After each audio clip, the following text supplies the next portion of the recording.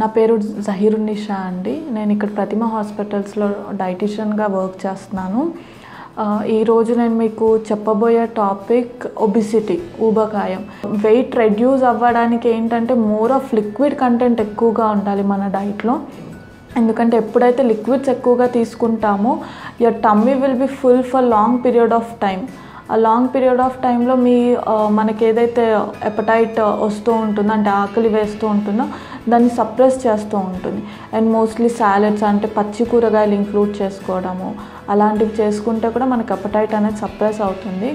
జనరల్గా ఏం చేస్తారంటే బరువు తగ్గాలి అనుకున్నప్పుడు మనం లైక్ ఫ్రూట్ జ్యూసెస్ కానీ ఇలాంటివి ఎక్కువగా, మిల్క్ షేక్స్ ఇలాంటివి కొంచెం ఎక్కువగా ఇంక్లూడ్ చేసుకుంటూ ఉంటారు. సో ఫ్రూట్ జ్యూసెస్ వల్ల మనం బరువు తగ్గడానికి బదులు బరువు ఇంకా పెరుగుతాము. It could be vegetable juices or fruit juices. ఎందుకంటే దాంట్లో ఉన్న కార్బోహైడ్రేట్స్ అనేవి సింపుల్ షుగర్స్ లాగా కన్వర్ట్ అయిపోతాయి when you make a juice. So దానివల్ల మనకి యూజ్ ఏమి ఉండదు. సో ఏది తీసుకున్నా కానీ తొక్కతో ఉన్న పదార్థం, అంటే పైన అవుటర్ లేయర్ ఏదైతే ఉంటుందో దాంతో ఉన్న ఫుడ్స్ తీసుకుంటే మనకి ఫైబర్ ఉంటుంది దాంట్లో. ఆ ఫైబర్ వల్ల మనకి ఆకలి అనేది వెయ్యదు. ఆకలి వేయినప్పుడు డైజెషన్ స్లో అయినప్పుడు మన ఇంటేక్ అనేది తగ్గుతుంది. ఇంటేక్ తగ్గినప్పుడు ఆటోమేటిక్గా you lose your weight. And ఇంకొకటి లైఫ్ స్టైల్ మాడిఫికేషన్ అనేది కూడా చాలా ఇంపార్టెంట్.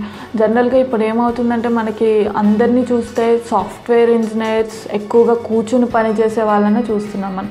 సో అలా కాకుండా కొంచెం ఫిజికల్ యాక్టివిటీ అనేది కూడా ఇంక్లూడ్ చేసుకోవాలి. ఫిజికల్ యాక్టివిటీ అంటే ఏదో జిమ్కి వెళ్ళి వర్కౌట్ చేసేయాలని నేను చెప్పట్లేదు. Just walking for 30 minutes in a day.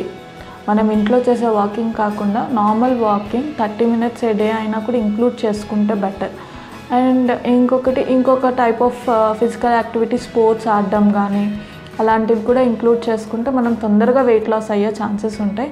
And yoga and meditation ఇలాంటివి చేస్తే కూడా మనకి వెయిట్ లాస్కి చాలా ఉపయోగపడుతుంది.